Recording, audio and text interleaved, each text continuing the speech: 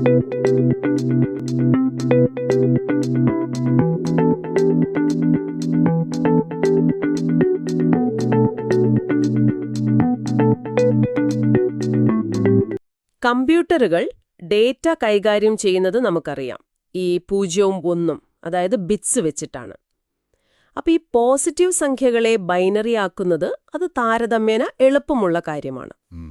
പക്ഷേ ഈ നെഗറ്റീവ് സംഖ്യകളുടെ കാര്യം വരുമ്പോഴോ കമ്പ്യൂട്ടർ അതെങ്ങനെയാണ് ഹാൻഡിൽ ചെയ്യുന്നത്?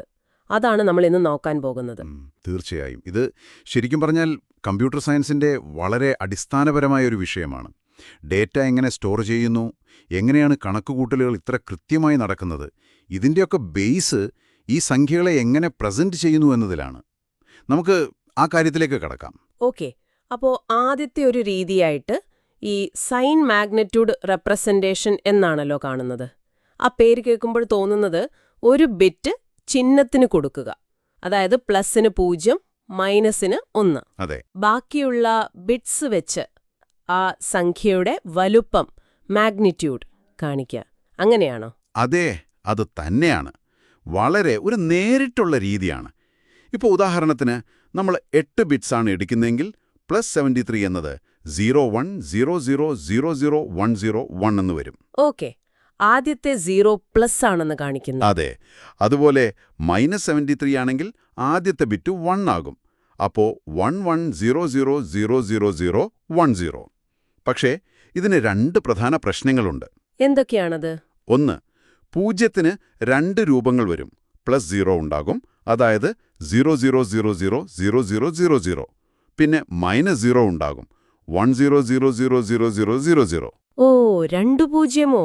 അത് കണക്കുകൂട്ടലുകളെ കുഴപ്പിക്കില്ലേ? തീർച്ചയായും ഒരു കൺഫ്യൂഷൻ ഉണ്ടാക്കും.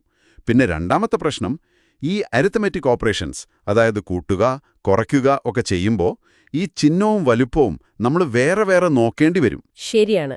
ഏതാണ് വലുത്, ചിഹ്നം എന്താണ് എന്നൊക്കെ നോക്കി വേണം ചെയ്യാനല്ലേ? അതെ, അത് ഹാർഡ്വെയറിനെ കുറച്ചുകൂടി കോംപ്ലക്സ് ആക്കും. അപ്പോൾ അത്ര കാര്യക്ഷമമല്ല ഈ രീതി. എന്താണ് ഈ കോംപ്ലിമെന്റ് എന്ന് പറഞ്ഞാൽ? കോംപ്ലിമെന്റ് ലളിതമായി പറഞ്ഞാൽ ഒരു സംഖ്യയെ ഒരു നിശ്ചിത പൂർണ്ണതയിലേക്ക് എത്തിക്കുന്ന മറ്റൊന്നാണ്.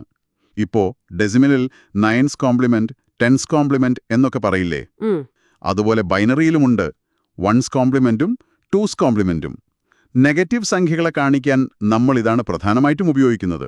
ഓക്കെ, അപ്പോ 1's കോംപ്ലിമെന്റ് അതെങ്ങനെയാണ് കണ്ടുപിടിക്കുന്നത്? അത് വളരെ എളുപ്പമാണ്.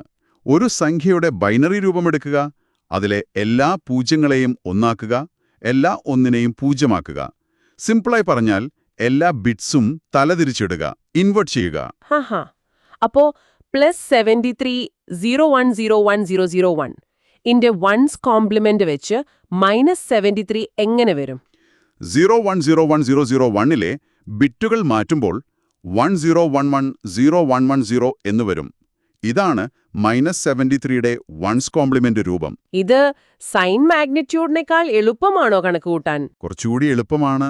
പക്ഷേ നേരത്തെ പറഞ്ഞ പൂജ്യത്തിന്റെ പ്രശ്നം അതിതിലുമുണ്ട്. ഓ, അതും പോയില്ലേ? ഇല്ല, 000000 പൂജ്യമാണ്. അതിന്റെ 1's കോംപ്ലിമെന്റ് എടുത്താൽ 111111 കിട്ടും. അതും പൂജ്യമായിട്ട് വരും. അപ്പോൾ 2 പൂജ്യം ഇവിടെയുണ്ട്. അപ്പോ അതും അത്ര പൂർണ്ണമല്ല. അപ്പോഴാണ് അടുത്ത ആൾ 2's കോംപ്ലിമെന്റ് വരുന്നത്. ഇതാണെന്ന് മിക്കവാറും എല്ലാ കമ്പ്യൂട്ടറുകളും ഉപയോഗിക്കുന്നതെന്ന് കേൾക്കുന്നു. എന്തുകൊണ്ടാണ് ഇതിന് ഇത്ര പ്രാധാന്യം? ശരിയാണ്, 2's കോംപ്ലിമെന്റ് ആണ് സ്റ്റാൻഡേർഡ് എന്ന് പറയാം. കാരണം മറ്റ് 2 രീതികളുടെയും പ്രധാന പ്രശ്നങ്ങൾ ഇത് പരിഹരിക്കും. അതെങ്ങനെയാണ് കണ്ടുപിടിക്കുന്നത്? അതിനും വഴികളുണ്ടോ? ഉണ്ട്. ഒരു വഴി, ആദ്യം സംഖ്യയുടെ 1's കോംപ്ലിമെന്റ് എടുക്കുക, എന്നിട്ട് കിട്ടുന്ന ഉത്തരത്തിനോട് 1 കൂട്ടുക. ഓക്കെ. മറ്റൊരു എളുപ്പ വഴിയുണ്ട്. സംഖ്യയുടെ ബൈനറി രൂപം എടുക്കുക, വലത്തെ അറ്റത്ത് നിന്ന് ഇടത്തോട്ട് നോക്കുക. ആദ്യത്തെ 1 കാണുന്നതുവരെ ഒരു മാറ്റവും വരുത്തരുത്. ആ ആദ്യത്തെ 1നെയും അതുപോലെ നിർത്തുക. ശരി.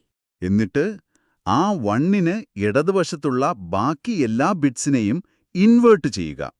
അതായത് 0 ആണെങ്കിൽ 1 ആക്കുക, 1 ആണെങ്കിൽ 0 ആക്കുക. ആഹാ, അത് കൊള്ളാമല്ലോ. അപ്പൊ നമുക്ക് നേരത്തെ -73 ഒന്ന് നോക്കിയാലോ? +73 എന്നത് 011013 ആണല്ലോ. അതെ, അപ്പോ 1's കോംപ്ലിമെന്റ് എടുത്ത് 1 കൂട്ടുന്ന രീതി നോക്കാം.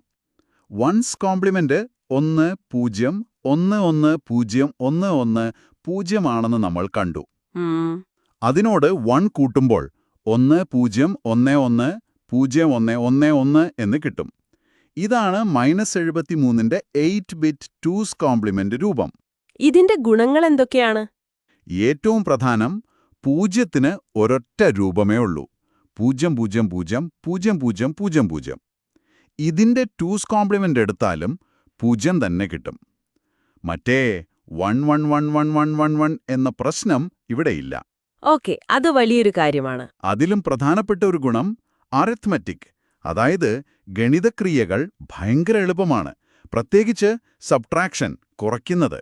അതെങ്ങനെ? കുറയ്ക്കാൻ വേണ്ടി ഏത് സംഖ്യയാണോ കുറയ്ക്കേണ്ടത് അതിന്റെ 2's കോംപ്ലിമെന്റ് എടുക്കുക. എന്നിട്ട് അത് ആദ്യത്തെ സംഖ്യയോട് കൂട്ടുക. അഡിഷൻ. അപ്പോൾ ശരിക്കും പറഞ്ഞാൽ കുറയ്ക്കുക എന്നൊരു ഓപ്പറേഷനെ വേണ്ട, എല്ലാം കൂട്ടലായിട്ട് ചെയ്യാം. കൊള്ളാം.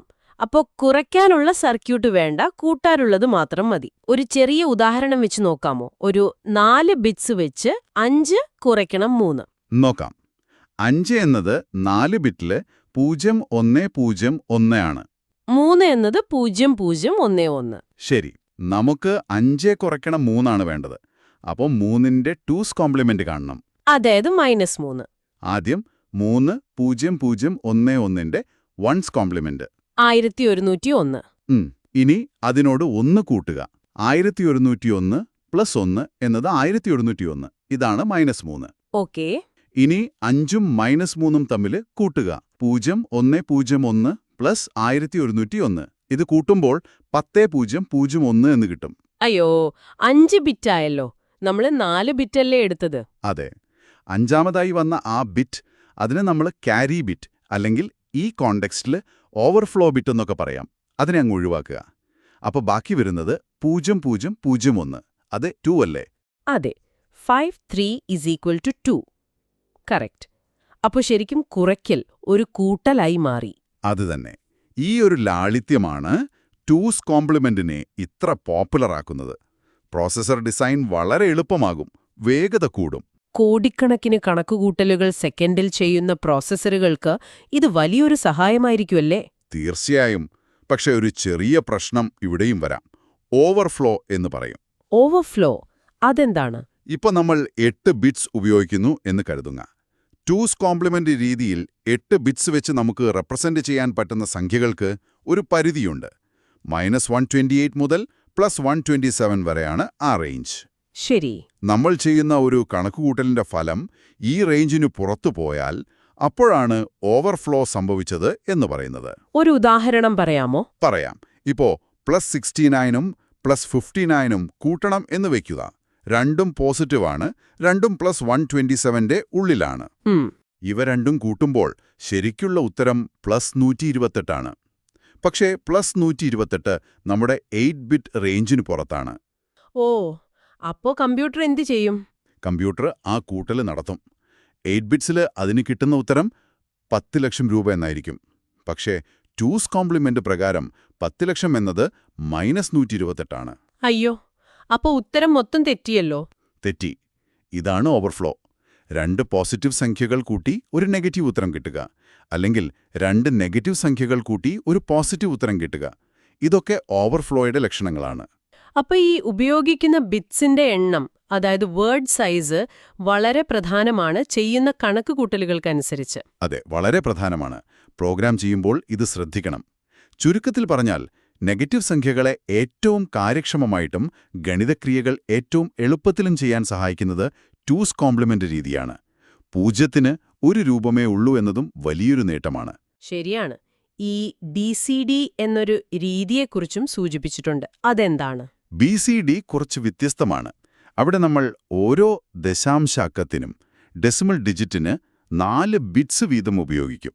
ഇപ്പോൾ 125 എന്ന സംഖ്യയെ BCDയിൽ എഴുതണമെങ്കിൽ 1ന് 0001, 2ന് 0010, 5ന് 0101 എന്നിങ്ങനെ ചേർത്ത് 0001 0010 0101 എന്നെഴുതും.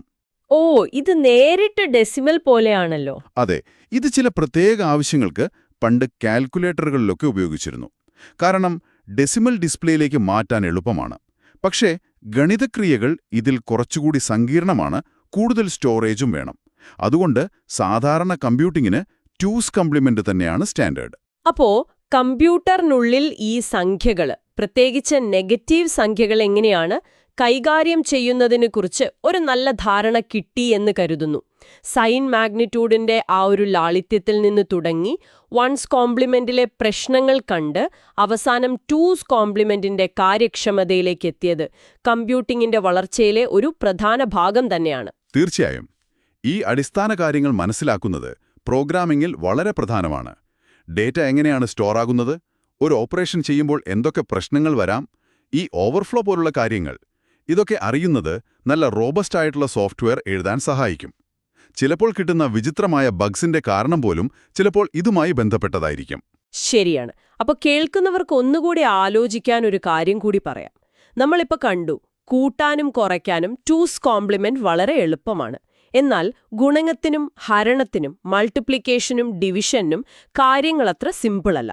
ബൂത്ത്സ് അൽഗോരിതം പോലെയുള്ള ചില പ്രത്യേക അൽഗോരിതങ്ങളൊക്കെ അതിനുവേണ്ടി ഉപയോഗിക്കുന്നുണ്ട്. അപ്പോൾ ചോദ്യം ഇതാണ്: എങ്ങനെയാണ് കമ്പ്യൂട്ടറുകൾ ഈ ഗുണനവും ഹരണവും പോലെയുള്ള ക്രിയകൾ ഇത്ര വേഗത്തിൽ ചെയ്യുന്നത്? അതിനെക്കുറിച്ച് നിങ്ങൾക്ക് കൂടുതൽ അന്വേഷിച്ചു നോക്കാവുന്നതാണ്.